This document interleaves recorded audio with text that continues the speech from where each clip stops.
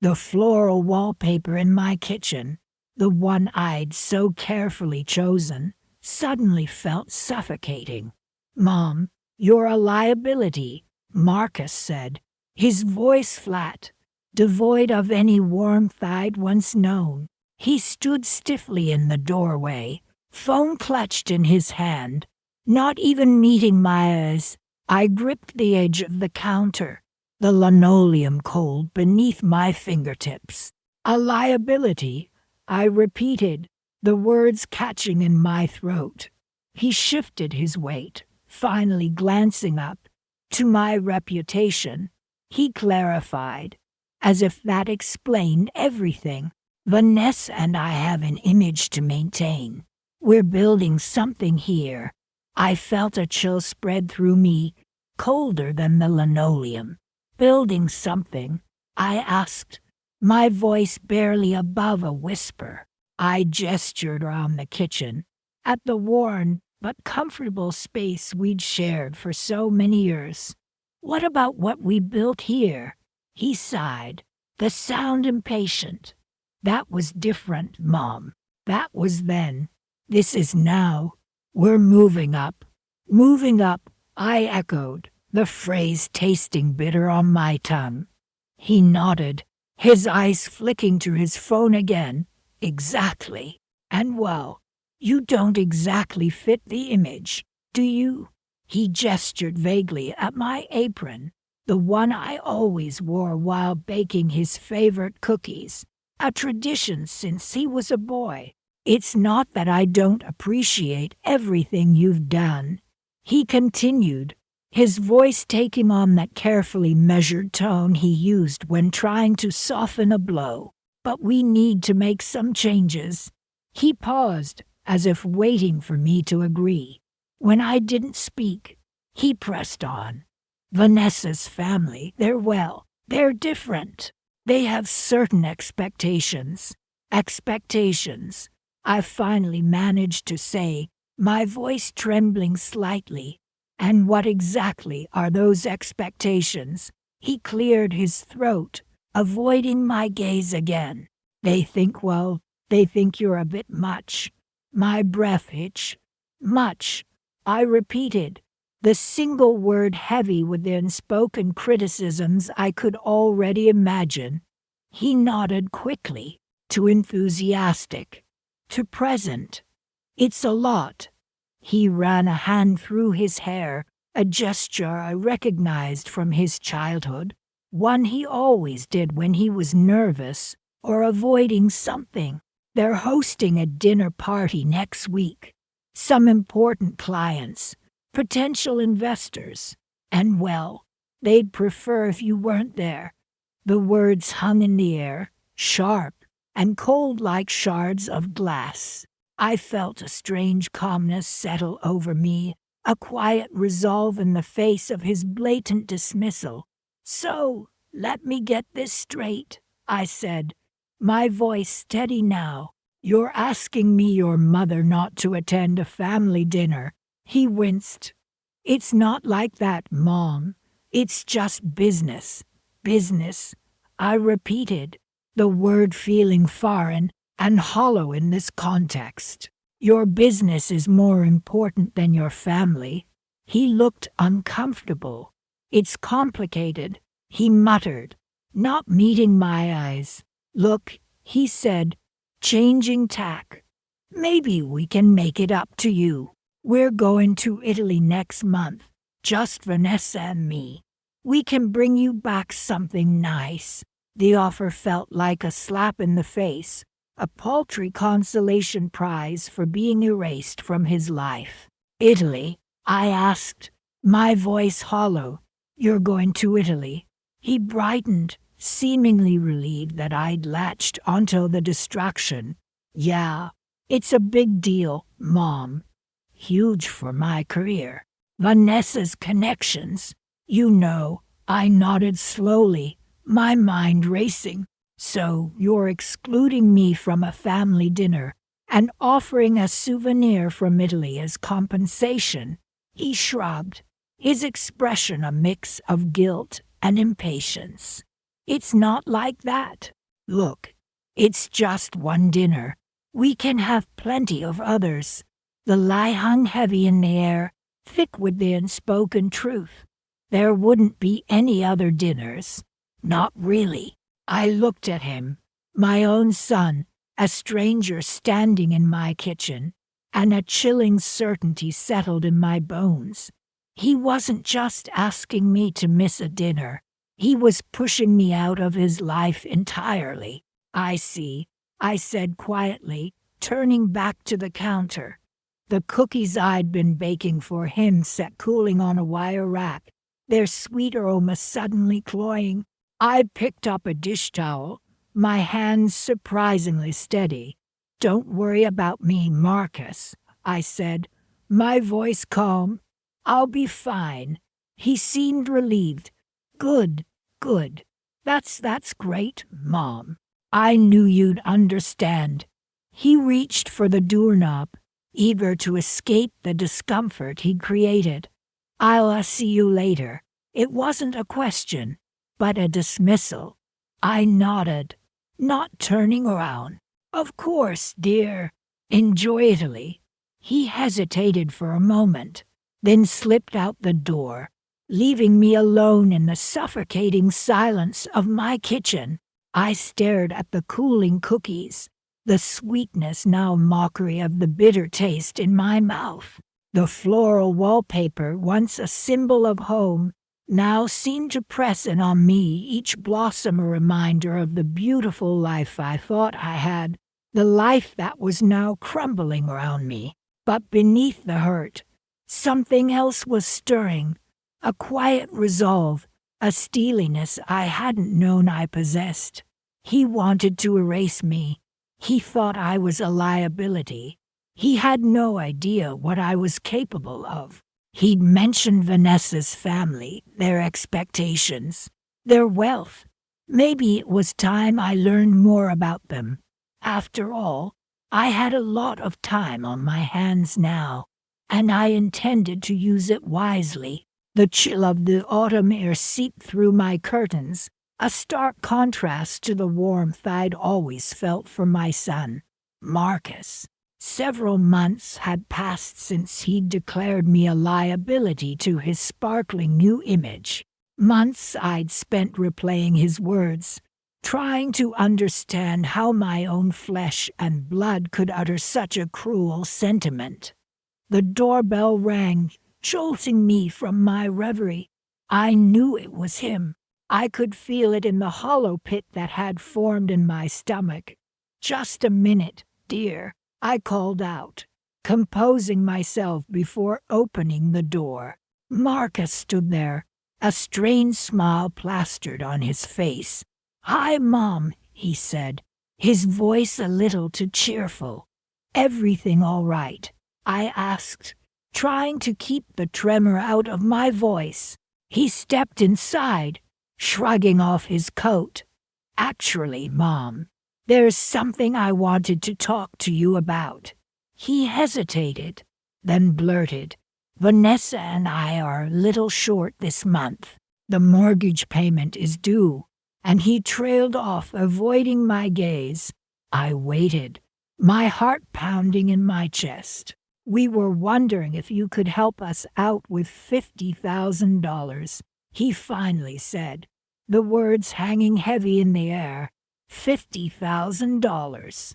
It was a significant sum, even with the comfortable nest egg I'd built over the years. My mind raced. Where was Vanessa? Why wasn't she here, making this request herself? 50,000, I repeated slowly, studying his face. He shifted uncomfortably under my gaze. "Yes, Mom. It's just a temporary setback. We'll pay you back, I promise." His eyes pleaded with me, the same eyes that had once looked at me with such adoration. A wave of sadness washed over me. This was my son, the boy I had rocked to sleep, the young man I had supported through thick and thin. How had we arrived at this point? "Of course, dear," I said softly, the words escaping my lips before I could fully process them. Family helps family. Let me get my checkbook. He visibly relaxed, relief flooding his features. Thank you, Mom. You're a lifesaver. He embraced me, a quick, perfunctory hug. I returned the gesture, a knot tightening in my throat.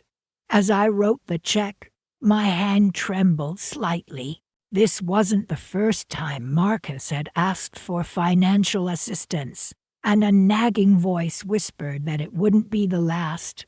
I handed him the check, forcing a smile. There you go, sweetheart. Everything will be all right. He beamed, clutching the check as if it were a lifeline. You're the best, Mom. I don't know what I'd do without you. He was gone as quickly as he'd arrived, leaving me standing alone in the silence of my home. I looked around at the familiar surroundings, the furniture I had chosen, the photographs that documented a lifetime of memories. A wave of weariness washed over me. I sat down heavily on the sofa, picking up a framed picture of Marcus as a child. He was grinning gap-toothed, his eyes sparkling with mischief. A single tear rolled down my cheek. Had I made a mistake? Had my unwavering support enabled his behavior? The thought lingered, a seed of doubt planted in my mind. Something felt off. The ease with which he asked for such a large sum, the absence of Vanessa, the vague explanation about a temporary setback. It all seemed calculated. I reached for my phone. Opening the Notes app, I started to type, meticulously documenting the date, the amount, and the reason given for the request. I added a note about Vanessa's absence and Marcus's hurried departure. It wasn't much, but it was a start. A small act of defiance against the creeping feeling that I was being taken advantage of. I closed my eyes, taking a deep breath. The chill in the air seemed to intensify, a premonition of the colder days to come. But deep within me, a flicker of resolve ignited. I would get to the bottom of this. I would uncover the truth, no matter the cost. The image of Marcus's carefree childhood smile mocked me from the framed photo. He might think he could manipulate me, rewrite history to erase my contributions, and paint me as a burden. But I was no longer the naive mother blinded by love. I was starting to see clearly, and what I saw was deeply unsettling. The game, as they say, was afoot, and I was just beginning to play. Rain lashed against the window pane, mirroring the storm brewing inside me. Several months had passed since that dreadful dinner. Several months since Marcus, my own son, had told me I was an embarrassment, a liability to his carefully crafted image. Several months of forced smiles and strained silence. Now, scrolling through Facebook, another blow landed. Turks and Caicos, crystal clear water, white sand beaches, Vanessa beaming in a designer bikini, Marcus grinning beside her, a cocktail in hand. My blood ran cold. Turks and Caicos, the trip we had planned, the trip I had been saving for years. The trip Marcus had declared impossible due to budget constraints. Vanessa needs a new car, he'd said dismissively, and we're redoing the kitchen. Maybe next year, Mom, next year. There would be no next year. The realization hit me like a physical blow.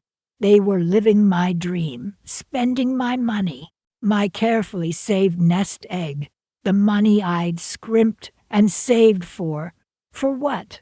For them to flaunt it in my face. I clicked on another photo.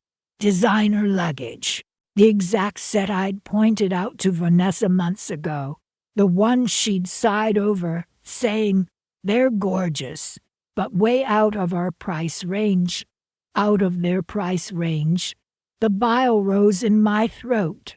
Enjoying the sunshine, I typed, my fingers trembling on the keyboard.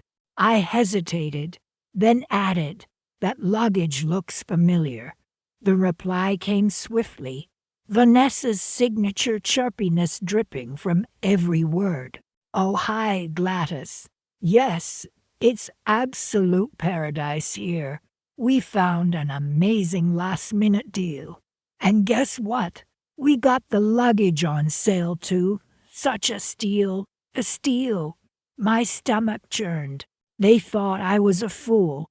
They thought they could just erase me, rewrite history, pretend my contributions never existed. I closed my laptop, the images of their carefree vacation burning into my memory. The injustice of it all, the sheer audacity, choked me.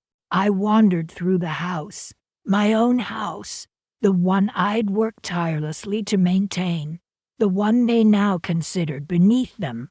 I stopped at the framed photo on the mantelpiece, a picture of Marcus and me, taken years ago, his arm around my shoulder, both of us laughing. Back then, he'd looked at me with such love, such admiration. What had happened? Where had that boy gone? I picked up the photo, my fingers tracing the outline of his younger face. A wave of nausea washed over me. It wasn't just the vacation, the luggage, the lies. It was the systematic erasure of my presence, the rewriting of our shared history. They were building their perfect life on a foundation of my sacrifices, my hard work, my love, and they were acting as if I'd never been there. I went to my desk, pulled out a notebook, and began to write. Every conversation, every lie, every inconsistency, every instance of their casual cruelty, dates, times, amounts. I started with the Turks and Caicos trip, detailing my savings plan, the conversations with Marcus, the abrupt dismissal of my dream. Then I moved on to the luggage, the kitchen renovation, Vanessa's new car. The pattern was clear, undeniable.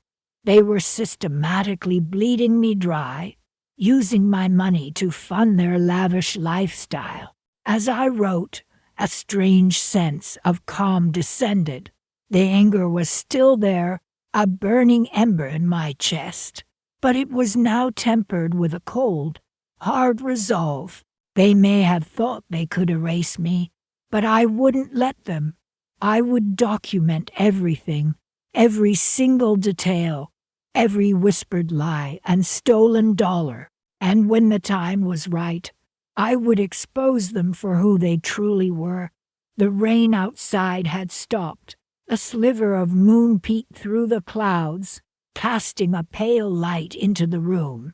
I looked down at the notebook, at the pages filled with my meticulous record of their deceit. This was my weapon.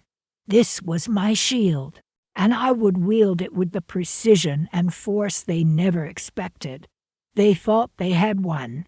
They thought they had silenced me, but they had underestimated one thing, a mother's fury. And that fury, like the quiet moon rising in the night sky, was just beginning to shine. Rain lashed against the window, mirroring the storm brewing inside me.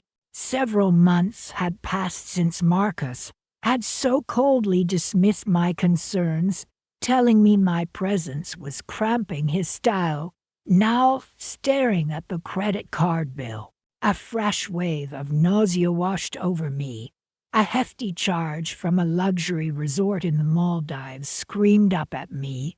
The Maldives. I dialed Marcus's number, my hand trembling. "Marcus, it's me," my voice wavered, betraying the anxiety gnawing at me. "Mom, what's up?" His tone was casual, almost too casual. I've just received my credit card statement. There's a rather large charge for a resort in the Maldives. I paused, letting the words hang heavy in the air. There was a slight hesitation, a rustling sound, before he answered. Oh, right. That. He sounded as if he were recalling a grocery list, not a lavish vacation. Vanessa and I decided to take a last-minute trip. Last minute. My voice rose slightly. The Maldives. Marcus, you know I never go anywhere. I wouldn't have authorized such an expense. Mom, relax. I put it on your card for convenience. I'll pay you back, of course. His voice was laced with a condescending sweetness that grated on my nerves. Convenience. The word felt like a slap. You booked a luxurious vacation to the Maldives on my card, without even telling me, and you call that convenience. My voice shook with a mixture of anger and disbelief. Look, it was a special offer, a great deal. We had to book it quickly. His explanation felt flimsy, hollow. Besides, he added, his voice taking on a sharper edge, you barely use that card anyway. That's dumb. It wasn't about the money. Not entirely. It was about the blatant disregard, the casual assumption that he could use my resources without even a thought. It was about the wall he had built between us, brick by brick, with every dismissive comment, every lie. Marcus, I said, forcing my voice to remain calm, when were you planning on telling me about this great deal? I was going to, Mom, really, things have just been so hectic lately. He sighed dramatically. You know how it is. No, Marcus. I didn't know how it was. I had never lived a life where I could casually charge thousands of dollars to someone else's card for a spur-of-the-moment luxury getaway. My life was measured in carefully budgeted grocery trips and making sure the bills were paid on time. I see, I said quietly, a cold knot forming in my stomach. And when do you plan on repaying me soon, Mom? Promise. I'm just waiting on a few things to come through. His voice trailed off, vague and unconvincing. What things, Marcus? I pressed, knowing I wouldn't get a straight answer. There was a longer pause this time, filled with the crackling static of the phone line. Business stuff, Mom. You wouldn't understand. The familiar dismissal, the patronizing tone. It was always the same. I was just his mom, the naive, out-of-touch woman who couldn't possibly comprehend his sophisticated world. Right, I said, my voice flat. Well, I'll expect the full amount repaid as soon as possible. Of course, Mom. Love you. He rushed the words, eager to end the conversation. Goodbye, Marcus. I hung up the phone, the dial tone buzzing in my ear like a mocking laugh. I sat there for a long time, the rain still pounding against the window pane. The Maldives, a place I'd only ever dreamed of visiting, a paradise now tainted by my son's deceit. I thought back to all the sacrifices I'd made for him, the long hours, the scrimping and saving. And for what? To be treated like this, dismissed, disregarded, exploited. A flicker of something cold and hard ignited within me. It wasn't just about the Maldives trip. It was about everything. The constant stream of half-truths, the evasive answers, the growing suspicion that there was much more he wasn't telling me. Something shifted within me. The hurt and confusion began to coalesce into a quiet resolve. I opened my desk drawer and pulled out a small notebook. I flipped to a blank page and began to write. Dates, times, amounts, every detail of the conversation, meticulously recorded. Below that, I added a note about the Maldives trip, the dates, the resort name, even the flight details I'd found online. This wasn't just a notebook anymore. It was a ledger, a record, and it was the beginning of something much, much bigger. Something that would make Marcus finally understand the consequences of his actions. He thought he could get away with it, that I was just his old, clueless mother. He was wrong. I wouldn't be silenced. I wouldn't be ignored. I would unravel his web of lies, thread by painstaking thread. The rain continued to fall, washing away the last vestiges of my naivete. The storm inside me, however, was just beginning to gather strength. Rain lashed against the window pane, mirroring the storm brewing inside me. Several months had passed since that dreadful day Marcus uttered those cutting words. "You're a liability, Mom." I'd tried to push it down, to focus on rebuilding my life, but the gnawing emptiness wouldn't let me. Tonight, the emptiness curdled into something cold and hard. Scrolling through Marcus's social media feed, a sickening realization washed over me. His curated online world, filled with smiling photos of him, Vanessa, and their seemingly perfect life, was a meticulously crafted lie. There were pictures of their new house, a sprawling, modern monstrosity with a pool that glittered invitingly under the California sun.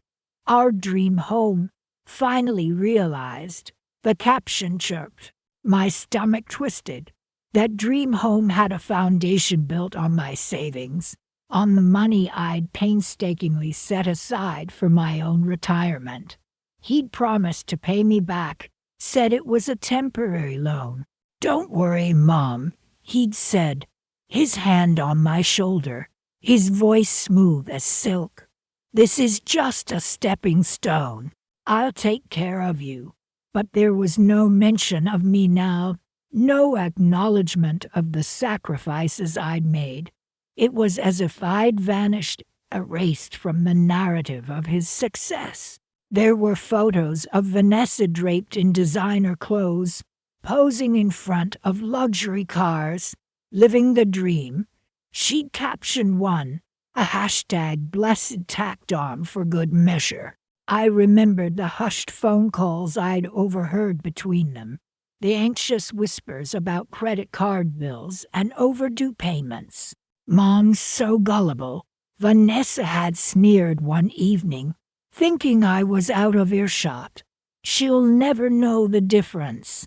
My hand trembled as I scrolled further. Photos from their lavish European vacation flashed across the screen. The Eiffel Tower shimmering in the background, Vanessa beaming, a glass of champagne in her hand. "Paris is always a good idea," she'd written. The memory of my own cancelled trip to visit my sister flashed through my mind. I'd put it off, told myself I couldn't afford it, that I needed to help Marcus and Vanessa. It's for their future, I'd reasoned, swallowing my disappointment. Their future, built on my present. Their laughter, fueled by my tears. And Julian, Vanessa's ever-present fiancé, was always there, smiling blandly in the background, a silent accomplice to their deception. He never spoke much, but his presence was a constant reminder of their shared secret, their web of lies. He'd occasionally chime in with comments like, "Couldn't have done it without you, Marcus," or "You guys deserve all the happiness in the world." Empty platitudes that now rang hollow and cruel. I closed my laptop. The images burned into my mind. The rain outside had intensified. the wind howling like a banshee. It mirrored the tempest raging within me. This wasn't just about the money. It was about the betrayal, the deliberate erasure of my contributions, the casual cruelty of their deceit. They had not only taken my money, but also my dignity, my trust, my belief in the goodness of my own son. I sat there for a long time, the silence broken only by the rhythmic drumming of the rain. A cold, hard resolve began to take shape within me. I wouldn't let them get away with this. I wouldn't let them rewrite history. I had kept every bank statement, every email, every text message. I had documented every lie, every broken promise, every whispered insult, and I would use it all. I would expose their carefully constructed facade, brick by carefully crafted brick. I opened a new document on my computer. The cursor blinked on the blank screen, a silent invitation. My fingers hovered over the keyboard, then began to fly. I typed furiously, the words pouring out of me, a torrent of suppressed anger and righteous indignation. I would meticulously document everything, weaving together a tapestry of their deceit. I would show the world who they really were, the parasites they had become, feeding off my love and generosity. This wasn't about revenge, not in the traditional sense. It was about reclaiming my narrative, about setting the record straight.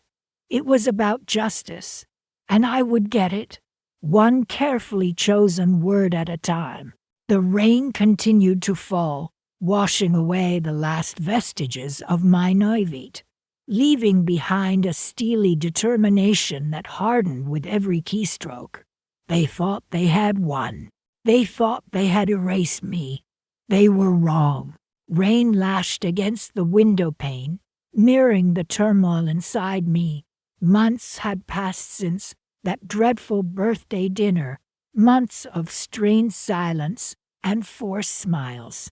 I dialed Marcus's number, my hand trembling slightly.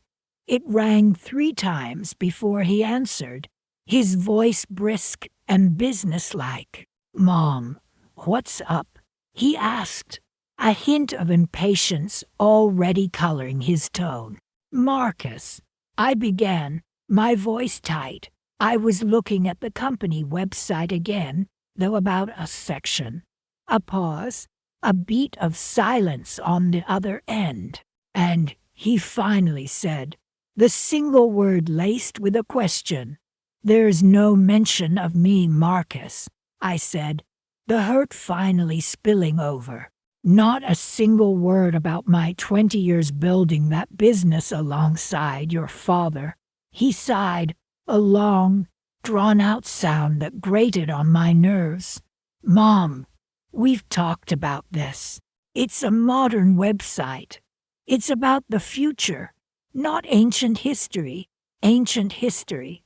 My 2 decades of dedication, of pouring my heart and soul into Hughes Industries, reduced to ancient history. So all those years, all that work, it just doesn't matter anymore?" I asked, the question hanging heavy in the air between us.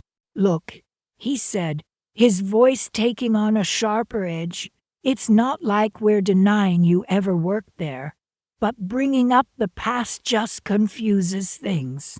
Hughes Industries is a forward-thinking company, forward-thinking enough to erase the very person who helped build its foundation." My voice cracked. "Don't be dramatic, Mom," he snapped. "This is business, not a family scrapbook." "Business," I repeated, the word tasting like ash in my mouth. "Is that what this is all about? Is that why you and Vanessa keep pushing me away? Because I'm bad for business?" Another sigh. "Mom, you're being difficult. We're just trying to protect the company's image.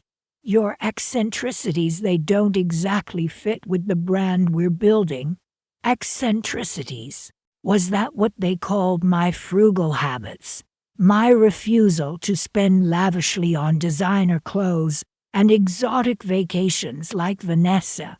My insistence on driving a sensible sedan instead of a luxury SUV? Eccentricities, I echoed, the word dripping with irony.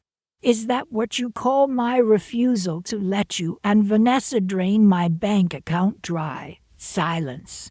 A heavy, pregnant silence that stretched between us, thick with unspoken accusations. Then Marcus's voice, carefully controlled. I don't know what you're talking about. Oh, I think you do, I said, a newfound steel creeping into my voice. I think you know exactly what I'm talking about. Those loans you've been taking, those investments you've been making with my money, I've been keeping track, Marcus. Every penny. His voice tightened. You're imagining things. Am I asked. My voice low and steady. Then explain the new sports car, Julian's expensive watch, Vanessa's designer luggage, all bought with loans that conveniently never get repaid. He sputtered, trying to find words, but I pressed on. I've been quietly watching, Marcus, documenting everything, every lie, every broken promise, every carefully crafted deception. The silence on the other end of the line was deafening.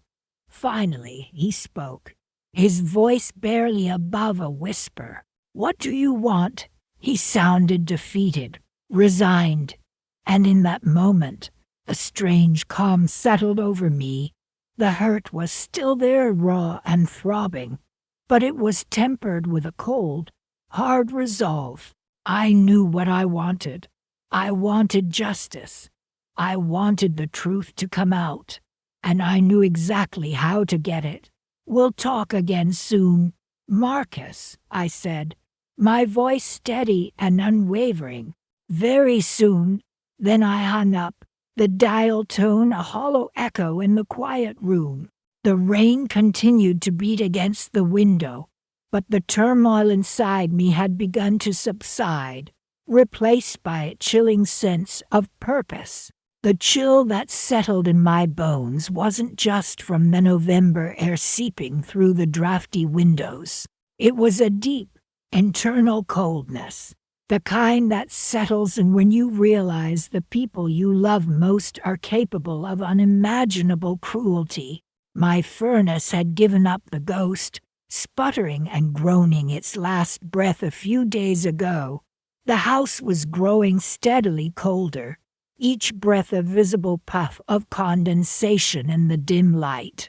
I called Marcus. Of course. Marcus, dear, the furnace is broken. The house is freezing. He barely paused before replying, his voice clipped and impatient. Mother, you know I'm busy. Deal with it. Deal with it. The words echoed in the icy silence of my living room. This, from the son I'd raised, the son I'd sacrificed everything for, the son who now lived in a sprawling, luxuriously heated mansion. Thanks in no small part to my generosity, I pulled the threadbare afghan tight around my shoulders, the chill a stark reminder of the chasm that had opened between us. Julian, Vanessa's fiancé, had called earlier, his voice full of feigned concern. Mrs. Hughes, are you all right in this cold? Vanessa and I are so worried. They were worried. They were also the reason I was in this predicament, having convinced Marcus to invest my life savings in their failing business venture, an investment that had vanished as quickly as it had appeared. I stared out the window at the falling leaves, each one a fragile testament to the passage of time, to the changing seasons. The seasons of my life had certainly changed. I had once basked in the warmth of family, of love, of security. Now, I was left shivering in the cold, discarded and forgotten. But a flicker of resolve ignited within me a small, defiant spark in the face of their calculated indifference. Deal with it, Marcus had said. Yes, I would deal with it. I would deal with it in my own way. I spent the next few days bundled in layers, huddled under blankets, documenting every interaction, every phone call, every empty promise. I meticulously recorded the dates and times of my calls to Marcus, his dismissive responses, Julian's performative concern. I kept a running log of every expense, every penny I had to scrape together to buy space heaters, to keep the pipes from freezing. It was a tedious, painstaking process, but it gave me a sense of purpose, a small measure of control in a situation that felt increasingly out of my hands. I remembered the boxes of old photographs and documents I had stored in the attic, a lifetime of memories packed away in dusty cardboard. Maybe, just maybe, there was something in those boxes that could help me. The attic was even colder than the rest of the house, the air thick with the smell of dust and decay. I rummaged through the boxes, my fingers numb with cold, unearthing faded photographs, old letters, and forgotten keepsakes. And then I found it, a small, leather-bound journal, its pages brittle with age. It was my grandmother's diary, a chronicle of her life, her struggles, her triumphs. As I flipped through the fragile pages, a particular entry caught my eye. It detailed a property transaction, a piece of land my grandmother had purchased decades ago, a piece of land she had always intended to pass down to her descendants.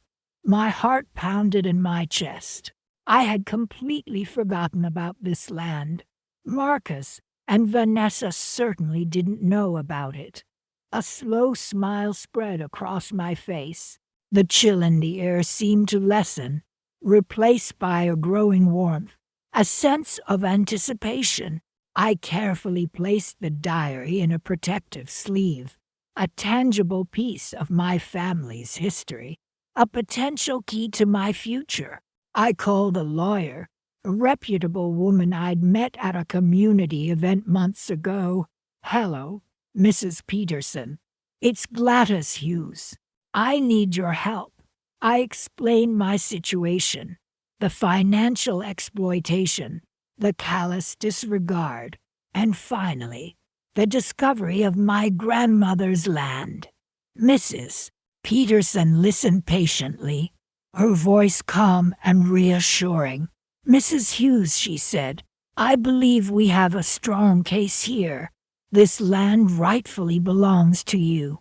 We can use it to secure your financial future, to regain what you've lost." Hope flickered in my heart, a fragile flame in the darkness. I had a plan.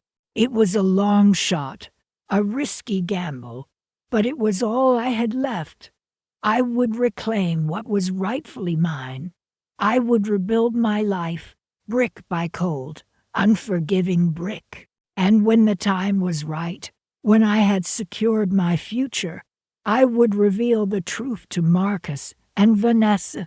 I would let them see the consequences of their actions, the price of their greed.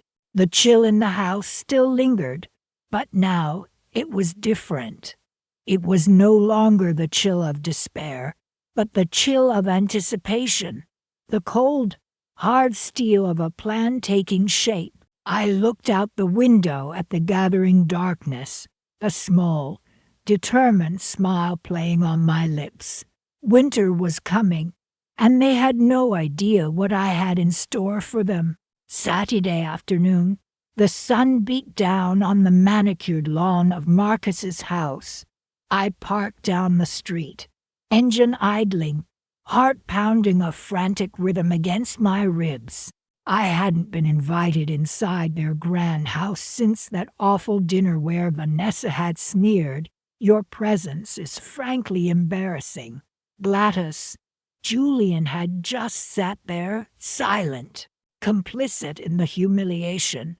I swallowed the lump in my throat, the familiar sting of betrayal resurfacing. But this time, something was different. This time, I wasn't here to plead or apologize. I was here to observe, and what I saw confirmed my deepest suspicions. Two gleaming luxury cars, one I recognized from a magazine had the kind with a price tag that made my stomach churn, sat parked in the driveway. The house buzzed with activity. Through the large windows, I saw glimpses of a catered affair. Waiters in crisp white jackets weaving through a crowd of well-dressed guests. Crystal glasses clinking, laughter echoing in the warm afternoon air. "They're having a party," I muttered to myself, my voice barely a whisper. And I wasn't invited. My fingers tightened round the steering wheel. I remembered Marcus's words, the casual cruelty with which he dismissed my presence in his life. "You just don't fit in with our lifestyle anymore, Mom." Lifestyle. This was the lifestyle he'd built, a lifestyle funded, in no small part, by my sacrifices, my years of scrimping and saving, the extra shifts I'd taken, the quiet pride I'd felt in helping my son achieve his dreams. All of it felt like a bitter joke now. I grabbed my notebook from the passenger seat, flipping to a fresh page. "Saturday, 2:47 p.m., I wrote, my hand shaking slightly. "Lavish party at Marcus and Vanessa's residence. Catered. Multiple luxury vehicles present. Estimated guest count, 30 plus. I added a small sketch of the car I didn't recognize, noting the distinctive grille and logo. Every detail mattered. Every observation was a piece of the puzzle, a testament to their deceit. I watched for another hour, documenting every arrival, every expensive handbag, every fleeting glimpse of extravagance. The injustice of it all clawed at me. While I sat here, cramped in my old car, they were inside, toasting their success, a success built on my generosity, on their carefully crafted lies. "They think they can erase me," I whispered, my voice hardening with resolve. "They think they can rewrite history." But I remember everything. I closed my notebook, the simple act feeling strangely empowering. I had been foolish to trust them, blind to their true nature. But that blindness was gone now, replaced by a clear-eyed determination. I started the car, the engine sputtering to life. As I pulled away from the curb, I caught sight of Vanessa through the window, her laughter echoing in the air. It was a sound that no longer held any warmth, only a chilling reminder of the betrayal I had endured. I drove home, my mind racing. The party was just one piece of the puzzle. There were other inconsistencies, other whispers of deceit that I needed to investigate. I thought back to a conversation I'd overheard weeks ago, a snippet of a phone call between Marcus and someone I didn't recognize. He had mentioned an investment, a large sum of money, and a name I couldn't quite place. Something about a property in Aspen. I murmured, pulling into my driveway. I grabbed my notebook again, flipping through the pages filled with meticulously documented conversations, dates, and financial records. I had been keeping track of everything, every lie, every broken promise, every instance of their callous disregard. It was a slow, painstaking process, piecing together the truth from the fragments of their carefully constructed facade. But I was determined. I would uncover the full extent of their deception, no matter how long it took. Back in my small apartment, the contrast with Marcus's opulent house was stark. The silence felt heavy, amplifying the sense of injustice. I made myself a cup of tea, the familiar ritual a small comfort in the face of the overwhelming task ahead. As I sipped the warm liquid, my gaze fell on a framed photo on my bookshelf. It was a picture of Marcus as a young boy, his eyes bright with innocence, his hand clasped tightly in mine.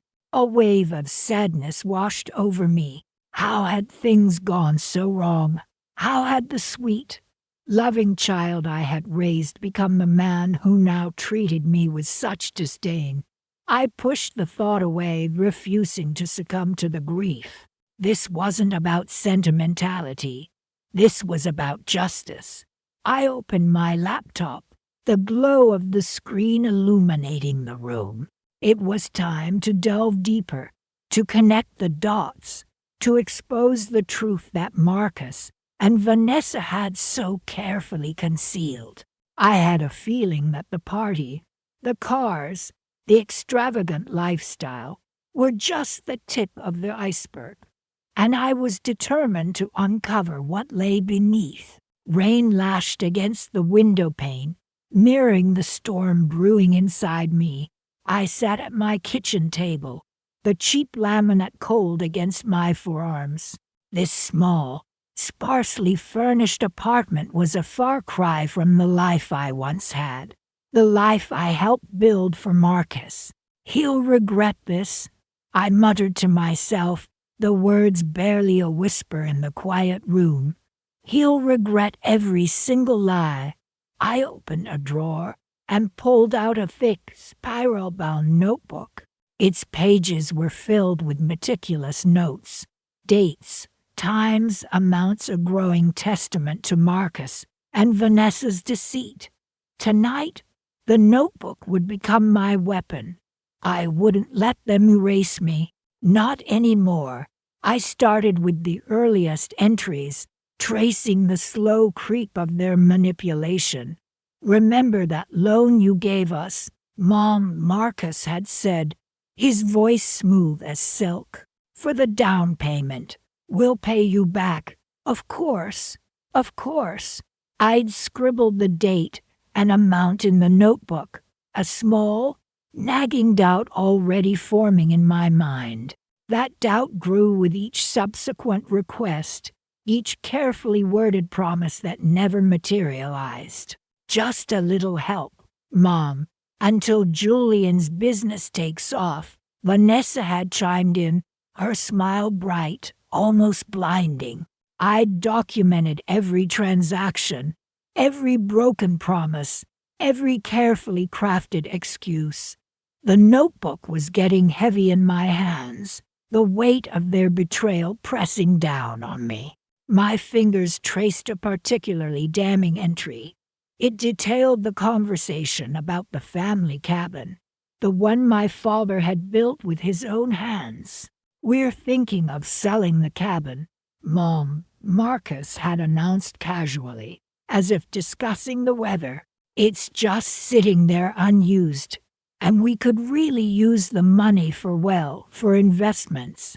Investments. The word tasted like ash in my mouth even now. I'd agreed, foolishly believing their assurances that I'd always be welcome to visit. Weeks later, I'd overheard Vanessa on the phone, bragging to a friend about the charming little getaway they'd acquired, making no mention of my connection to it. "It's perfect for Julian's clients," she'd gushed. That conversation, meticulously transcribed in my notebook, felt like a knife twisting in my gut. I flipped through more pages, each one a fresh wound, There was the incident with my car, the one I'd given to Marcus when his own broke down. Just temporarily, Mom, he'd said. I'll get it back to you as soon as I can. He never did. I saw Vanessa driving it a week later, a brand new designer handbag perched on the passenger seat. Then there was the time they'd borrowed my designer luggage for their business trip to Europe. The luggage never returned, replaced with a cheap, flimsy imitation. Oh, so sorry, Mom. Vanessa had said airily, yours got lost. We'll buy you a new set. We promise. Empty promises, hollow words. They piled up in my notebook, a mountain of evidence against them. The rain continued to fall, the rhythmic drumming a steady backdrop to my growing resolve. I closed the notebook, the clasp clicking shut like a lock.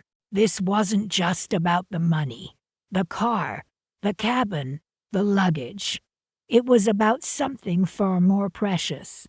My dignity, my trust, my love for my son. They'd taken all of that and trampled it underfoot. Now, it was time to take it back. I had the proof. I had the truth. And I knew exactly how to use it. I pulled out my laptop, the screen flickering to life. It was time to start drafting emails, to contact the right people, to set my plan in motion. I knew Marcus was obsessed with his public image, his carefully crafted persona of success and integrity. He'd built his entire empire on a foundation of lies. And I, his own mother, was going to expose him. I started typing, the words flowing effortlessly now, fueled by a quiet, burning fury. The email addresses of journalists, bloggers, and even some of Julian's prominent clients filled the field. I attached scanned copies of the most damning pages from my notebook. The evidence of their deceit laid bare for all to see. My finger hovered over the send button. A small smile played on my lips. This was just the beginning. Soon, the world would know the truth about Marcus and Vanessa, and they would learn that a mother's love, when betrayed, can be a formidable weapon. The rain outside had stopped. The first rays of dawn were breaking through the clouds. A new day was beginning, and for Marcus and Vanessa, it was about to become a living nightmare. 2 weeks crawled by, each day a slow drip of bitter anticipation. My phone rang, a California number I didn't recognize. Hello, I answered, my heart tapping a nervous rhythm against my ribs. A woman's voice, hesitant and soft, replied, "Is this Gladys Hughes?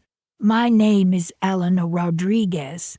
I confirmed, a prickle of unease running down my spine. What could this woman want? Elena's voice dropped to a near whisper. "To need to talk to you about Marcus and Vanessa." My breath hitched. Here it was. "What about them?" I asked, trying to keep my voice steady. Elena took a deep breath. "I have been seeing Marcus for the past year. He promised me he was going to leave Vanessa." The world seemed to tilt on its axis. Everything I'd suspected, every carefully documented lie, suddenly clicked into place.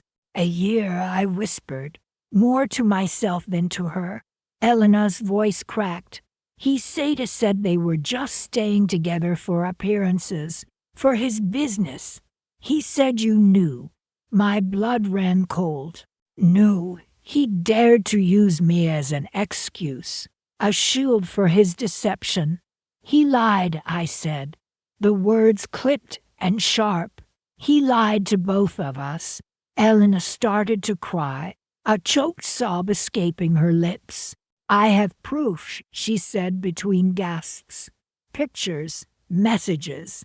He even talked about your house, about how he convinced you to sign it over. My hand tightened on the phone. The house, the final piece of the puzzle. I'd suspected he'd manipulated me into signing it over under false pretenses, using my trust against me. Now I had confirmation. Elena, I said, my voice hardening with resolve, I need you to send me everything. Everything you have. We talked for another hour, Elena pouring out her story, her heartbreak echoing my own. She emailed me the evidence, photos of them together, intimate text messages, even a video of Marcus bragging about how easily he'd tricked me into signing over the deed to the house. It was sickening, but it was also exactly what I needed. I printed everything, compiling a meticulous dossier of his lies and betrayals. I contacted my lawyer, the one I'd discreetly consulted months ago, laying out the case. He was stunned, but agreed to take it on, his eyes gleaming with the promise of a high-profile case. With the wheels of justice in motion, I turned my attention to Vanessa. She deserved to know the truth about the man she was about to marry. I decided to deliver the news personally. I booked a flight to New York, the same city where they were planning their lavish wedding. I arrived the day before the ceremony, checking into a hotel overlooking Central Park. The irony wasn't lost on me. They were probably finalizing their extravagant plans, oblivious to the storm that was about to break. The next morning, I dressed impeccably, choosing a power suit that screamed confidence. I took a deep breath and headed to the opulent hotel where Vanessa was getting ready. I asked for her at the front desk, and after a short wait, I was escorted to a luxurious suite. Vanessa opened the door, her face radiant with pre-wedding excitement. "Gladys, what are you doing here?" she asked, surprise quickly replaced by a strained smile. "I didn't expect to see you." "Neither did I replied, my voice calm and measured. "We need to talk." She hesitated, glancing nervously over her shoulder. Bridesmaids flitted around in the background, a flurry of silk and satin. "Can't this wait?" she asked, her voice tight. "I'm a little busy." "No, Vanessa," I said, stepping past her into the suite. "It can't." The bridesmaids stopped their chattering, their eyes wide with curiosity. Vanessa closed the door, her face pale. "What is it?" she demanded, her voice barely a whisper. I held up the thick file, its pages filled with evidence of Marcus's lies and infidelity. "I think you should see this before you walk down the aisle," I said, my gaze unwavering. Vanessa's eyes widened in horror as she flipped through the pages. The color drained from her face, leaving her ashen and trembling. The carefully constructed facade of her perfect life crumbled before my eyes. "It's not true," she whispered, her voice choked with disbelief.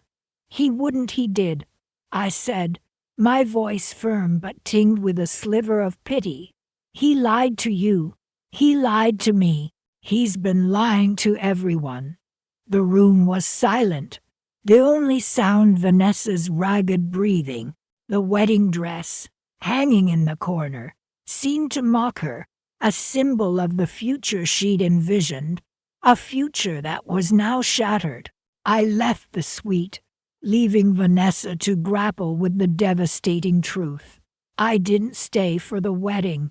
I didn't need to. My revenge wasn't about spectacle. It was about truth. And the truth, as they say, will set you free. As for Marcus, I knew this was just the beginning. The legal proceedings would take time, But I had the evidence, the patience, and the unwavering resolve to see justice served. He had underestimated me, dismissed me as a naive old woman. He would learn, in due time, that a mother's love, when betrayed, can become a force to be reckoned with. I had nothing left to lose, and he had everything to lose. The aroma of Ethiopian yirgacheffe filled the air of the Detroit coffee shop, a stark contrast to the bitter taste in my mouth. I watched Vanessa and Julian across the small table, their laughter echoing faintly above the gentle hum of conversation. It was hard to believe these were the same two people who had so readily dismissed my concerns about Marcus, telling me I was imagining things, that my memory was failing. "Mom, you really need to stop," Vanessa had said dismissively just last week. "Marcus would never do anything to hurt you." Julian had nodded in agreement, his eyes holding a strange mix of pity and impatience. They were so good, so convincing, almost too convincing. I took a slow sip of my tea, the warmth doing little to soothe the icy knot in my stomach. My phone buzzed in my purse.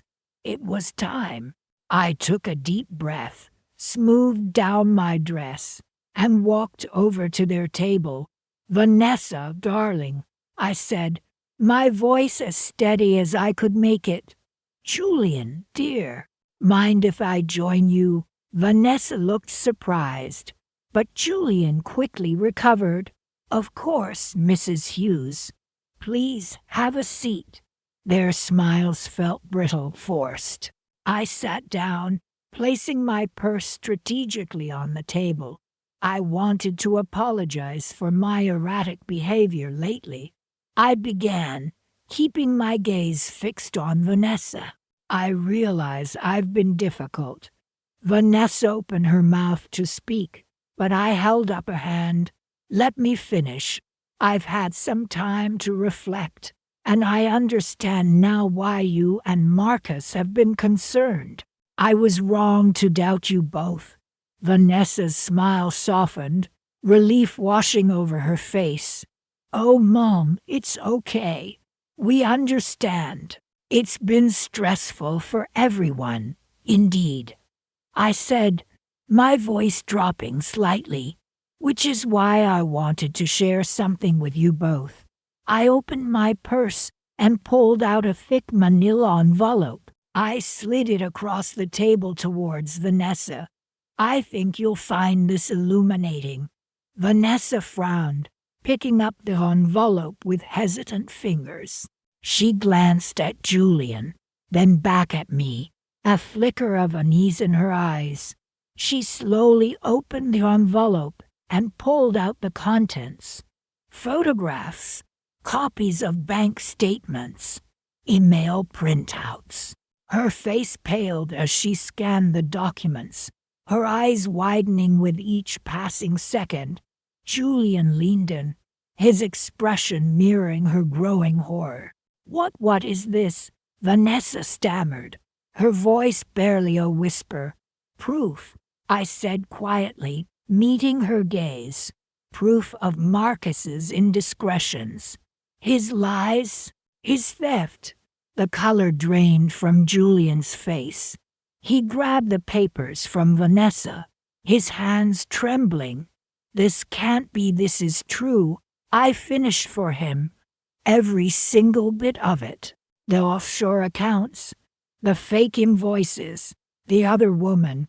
Vanessa gasped, her hand flying to her mouth. "Other woman," she whispered, her eyes wide with disbelief. "But he loves me." I looked at her, my heart aching for her naivete, even as a cold satisfaction coursed through me. "He loves what you represent, Vanessa. Your family's money, your social standing. He's been using you, just like he used me." Julian looked up from the papers, his eyes blazing with anger. "He swore to me," he promised. He trailed off. shaking his head in disbelief. I watched them, their carefully constructed world crumbling around them. The laughter, the confidence, the smug superiority all gone, replaced by shock, confusion, and a dawning realization of the depth of Marcus's deceit.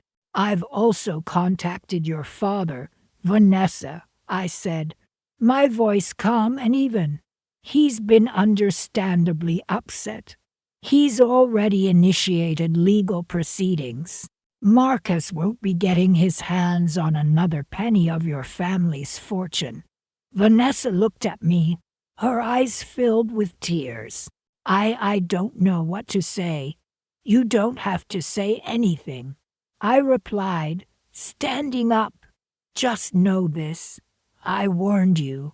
You chose not to listen. Now, you have to face the consequences. I picked up my purse and turned to leave, pausing at the door. Oh, and Vanessa, I said, looking back at her stricken face. That trip to Aspen you and Marcus were planning.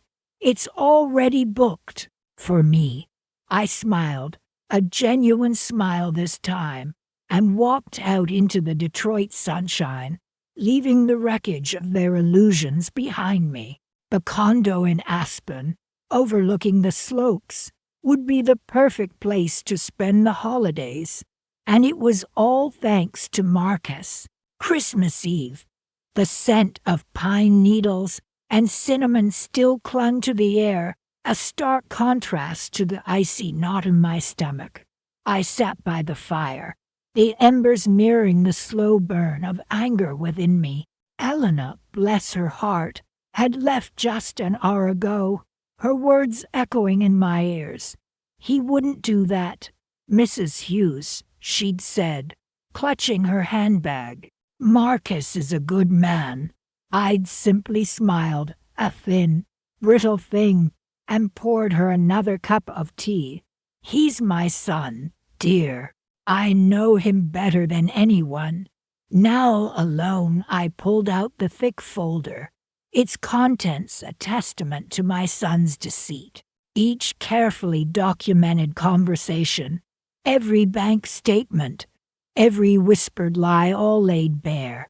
Marcus, my pride and joy, the son I'd sacrificed everything for, had built his empire on my back, on my silence, and on my unwavering, foolish love. You're a liability, Mom, he'd sneered just months ago, his eyes cold and calculating. Your simple lifestyle doesn't fit our brand. His brand, as if I, his own mother, was nothing more than a marketing inconvenience. He and Vanessa, with their perfectly curated social media presence, their designer clothes, their lavish vacations all funded, in no small part by me. I had naively believed his promises of repayment, his assurances that he was simply borrowing against his future success. It's an investment, Mom, he'd said, his hand on my shoulder, his voice dripping with false sincerity. I'll make sure you're taken care of. You'll never have to worry about money again. The irony wasn't lost on me. I was worrying about money, more now than ever. They had drained my accounts, leaving me with barely enough to cover the mortgage. The house, the one I'd worked my fingers to the bone for, the one where I'd raised Marcus, was now at risk. He had even tried to convince me to sell it, to downsize, as he so delicately put it. It's too much house for one person, Mom, he'd said, his eyes darting around, avoiding mine. Think of all the freedom you'd have. Freedom. He meant freedom for himself, freedom to pocket the proceeds, and further fund his opulent lifestyle. But Elena's visit had changed everything. A casual mention of Julian, Vanessa's supposed fiancé, a name I'd never heard before, had sparked a flicker of suspicion. "Julian?" I'd asked, feigning ignorance. Vanessa's never mentioned him. Elena had looked flustered. "Oh, they're very private," she'd stammered. "He travels a lot for work." That's when she'd let slip a crucial detail. Julian's last name. A name I recognized from the bank statements. The recipient of large sums of money transferred from Marcus's account. The puzzle pieces clicked into place. There was no Julian. It was a cover, a way for Marcus to siphon off even more money, disguised as expenses for a fictitious fiancé. And Vanessa, his willing accomplice, played her part perfectly. "We're saving for a house, Mom," she'd chirped just last week, batting her eyelashes. Julian's very particular about location. My anger had simmered for months, a low hum of resentment. But now it roared to life, a blazing inferno. They had not only stolen from me, they had lied to me, manipulated me, treated me like a fool. But I was no fool. I had been patient. I had been silent. I had gathered my evidence. Now it was time to act. I picked up the phone, my hand steady, my voice calm. "Hello, Detective Miller. It's Gladys Hughes. I think I have everything you need." The detective had been skeptical at first, dismissing my concerns as a family squabble, but I had persisted, meticulously documenting every instance of their deceit, every lie, every stolen dollar. I had provided him with the bank statements, the emails, the recorded phone calls. Now, he listened intently, his tone shifting from polite dismissal to genuine interest. "I understand, Mrs. Hughes," he said, his voice low and serious. "We'll take it from here." I hung up the phone, a sense of grim satisfaction washing over me. It wasn't the Christmas Eve I'd envisioned, but it was a beginning of the end for Marcus and Vanessa's charade. The tree still twinkled merrily in the corner, its lights casting dancing shadows on the walls. But this year, the festive glow held a different meaning. It wasn't the warmth of family and togetherness, but the cold, hard glint of justice. I looked at the folder one last time, its contents a testament to my resolve. The house, the money, the lavish lifestyle all built on lies. And now those lies were about to come crashing down. They thought they could silence me, erase me, treat me as if I were invisible. They were wrong. I was just getting started. I had one final surprise for them, one they wouldn't see coming, and it was going to ruin their perfect little Christmas, once and for all.